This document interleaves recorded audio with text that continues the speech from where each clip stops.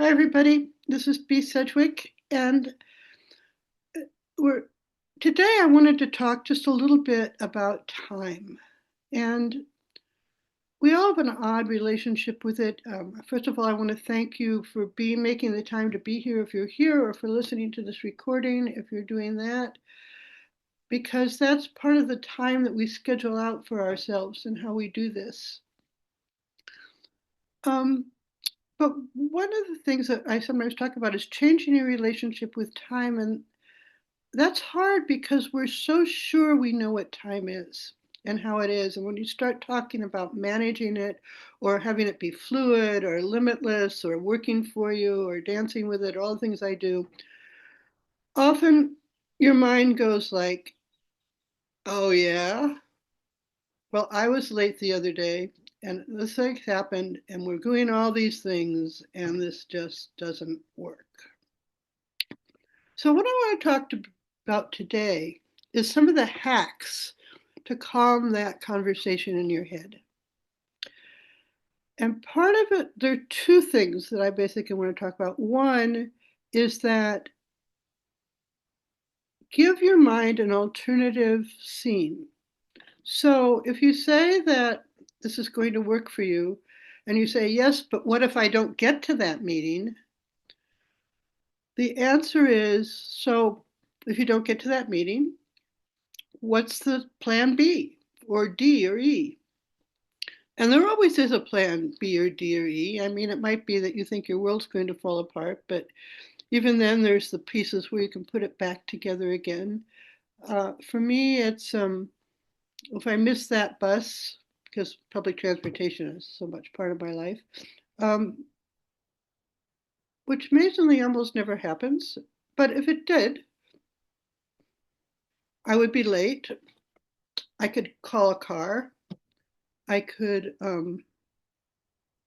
walk a little farther than I wanted to. So, and to do that, to know that while you're still working with whatever you want time to do, to know that there's that other option that may or may not, that you probably won't have to use, but it's there if you want to. And there's stories, of course, of doing this and finding that time will just work for you anyway, but that's not what we're talking about here. The second part that I wanted to just quickly mention is you do need to interact with bus schedules. um, that Corner of Calm starts at 11:30 Eastern Time, the first Tuesday of the month, and that's a scheduled time on a calendar. So the two things that I do is one, I keep a calendar, and the other thing is I'll set like a timer on my watch or my phone, depending on what you use, so that I can stop worrying about how long a time will happen.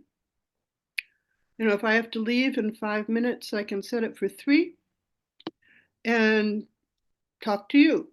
Or if I know I need to get up in the morning, I'll set an alarm. I almost always, I think my alarm has gone off once in the last month, but nonetheless, it keeps getting set because it's quiets your mind. It tells your mind that you've got this under control. The world that does this linear time thing is being accounted for, and that's just the way it goes. So play with that. Play with the idea of having an alternative plan when you're trying to make time flexible.